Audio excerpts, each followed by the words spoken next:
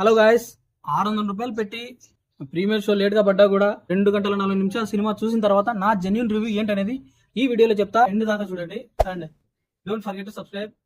కొత్త వాళ్ళు ఎవరైనా వచ్చి ఉంటే నా ఛానల్ సబ్స్క్రైబ్ చేసుకోండి. So dive into the video.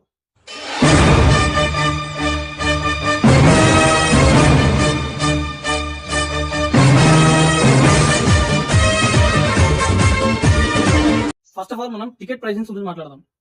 600 రూపాయలు. యాక్చువల్గా ఇది దీనికి ఎవరెవరు ఈ ట్రెండ్ కి ఎవరెవరు ఫుల్ స్టాప్ పాడితే బాగుంటుంది. ఎందుకంటే 600 రూపాయలు ఏంటండి టికెట్. ఓకే, ప్రీమియర్ షోకి 600 రూపాయలు టికెట్ పెట్టారు. తర్వాత 150 ఇస్ అనఫ్. ఎందుకంటే అందరూ 300 పెట్టి సినిమా చూడలేరు. So 150 is enough.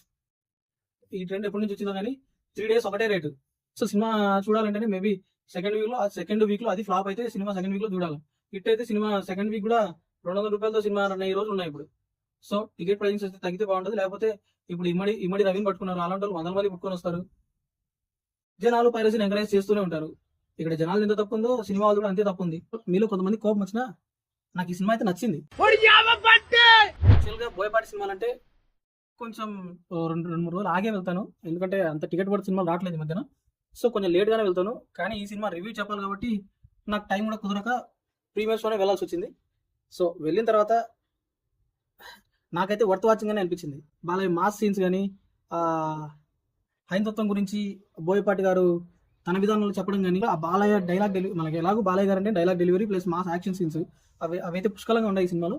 సినిమా గురించి మాట్లాడితే ఇంకా థియేటర్లోకి వెళ్ళడానికంటే ముందే, అంటే థియేటర్ బయటే ఆ మ్యాథ్స్, ఫిజిక్స్, సోషల్ ఇటువంటి ఏమన్నా నాకు తెలిసిన కొద్ది గొప్ప సబ్జెక్టులు అన్ని బయట పెట్టేసి ఓన్లీ తెలుగు లాంగ్వేజ్ ఒకటే పట్టుకుని లోపలికి వెళ్ళా. అదే మైండ్ సెట్తోనే సినిమా చూసిన. ఇంకా బాలయ్య గారి గురించి మాట్లాడితే ఎంటర్ అయిన దగ్గర నుంచే ఇంకా బీస్ట్ మోడ్.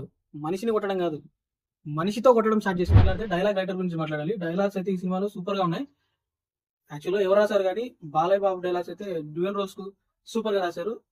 ఎందుకంటే ఆన్ స్క్రీన్ బాలయ్య బాబు గారి డైలాగ్ డెలివరీ మాత్రం సూపర్ గా ఉంటుంది. యాక్చువల్గా అది ఆయన కంఫర్ట్ జోన్. దాన్ని వాడుకొని ఈ సినిమాలో అయితే బోయపాటి గారు మ్యాజిక్ చేశారని చెప్పొచ్చు. స్టోరీ విషయానికి వద్దాం. స్టోరీ యాక్చువల్గా మనం ట్రైలర్లో చూసినట్టుగానే సేమ్ స్టోరీనే. మహాకుంభమేళా ఇన్సిడెంట్ లో ఒక బయో వెపన్ ద్వారా విలన్స్ అటాక్ చేస్తారు. దానికి యాంటీడోట్ కనుక్కొని ఆ జనాల దాకా ఎలా చేరింది, ఇందులో ఈ అఘోరి పాత్ర ఏంటి, దానికి దైవత్వం ఏ విధంగా మిక్స్ చేశారు అన్నదే సినిమా స్టోరీ. అయినా ట్రైలర్ చూసినప్పుడు ఈ బాలయ్య మరీ ఓవర్ చేస్తున్నాడు, ఈ తిప్పడాలు, ఈ తలకాయతో హారతి ఇవ్వడాలు ఇవన్నీ చూసి ఎంత మాత్రం బాలయ్య అయితే మాత్రం మరి ఇంత ఓవర్ ఎంటర్ అనుకున్నాను. కానీ సినిమా మనకు ప్లాట్ ఓపెన్ అవుతూనే వీటన్నిటిని మన మైండ్ నుంచి క్లియర్ చేస్తాడు. ఎలాగంటే ఈ శక్తి ఈయనకు ఒక సాధన వల్ల ఈ అష్టలింగాలు, ఈ పంచభూతాలను హ్యాండిల్ చేయగలిగే శక్తి వచ్చింది కాబట్టి ఈయన ఇంత ఓవర్ చేసినా మనకేం పెద్ద ఏమనిపించదు. ఆయన చేసినా కూడా ఓకే చేసేయచ్చు అని మనం కన్విన్స్ అయిపోతాం సినిమా స్టార్ట్ అయిన కొద్దిసేపటికి. సో మనకేం పెద్ద సినిమా చూస్తున్నంత సేపు నాకైతే నేను కన్విన్స్ అయిపోయి చూసా. సో నాకేం పెద్ద డిఫెక్ట్ కొంచెం కూడా తేడా అనిపించలేదు. బాలయ్య బాబు చేసినా కూడా ఓవర్ ఏమనిపించలేదు అని సూపర్ అనిపించింది. మ్యూజిక్ గురించి మాట్లాడితే తమన్ గారు అయితే మ్యూజిక్ అయితే అద్భుతంగా ఇచ్చారు. కాకపోతే ఒక్క చోట మాత్రం ఆంజనేయ స్వామి ఎపిసోడ్ ఏదైతే ఉందో అక్కడ ఇదే అఖండ అనే బ్యాక్గ్రౌండ్ మ్యూజిక్ ని హనుమాగా ట్రాన్స్ఫార్మ్ చేసి దాన్నే వాడినాడు. అలా కాకుండా ఒక సపరేట్ హనుమాన్ సపరేట్ బ్యాక్గ్రౌండ్ ఇచ్చింటే ఇంకా బాగుండేది అనుకున్నాను నేను. ఈ సినిమా అందరికీ నచ్చుతుంది అంటే మతానుగుణంగా మాట్లాడితే మాత్రం మేబీ కొందరికి నచ్చకపోవచ్చు. కానీ నేను సినిమాకి వెళ్తే ఇవన్నీ పక్కన పెట్టి, మొత్తం బయట అన్ని పక్కన పెట్టి సినిమాకి వెళ్తే కేవలం సినిమా ఆ కథాంశాన్ని మాత్రమే ఎంజాయ్ చేస్తాను.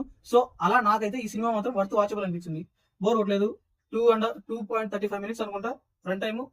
ఓకే, లాగేం లేకుండా క్లియర్ గా సినిమా నేనైతే ఎంజాయ్ చేయగలిగిన. Thanks guys. మొత్తానికి అయితే ఈ సినిమా గురించి మాట్లాడితే జై బాలయ్య.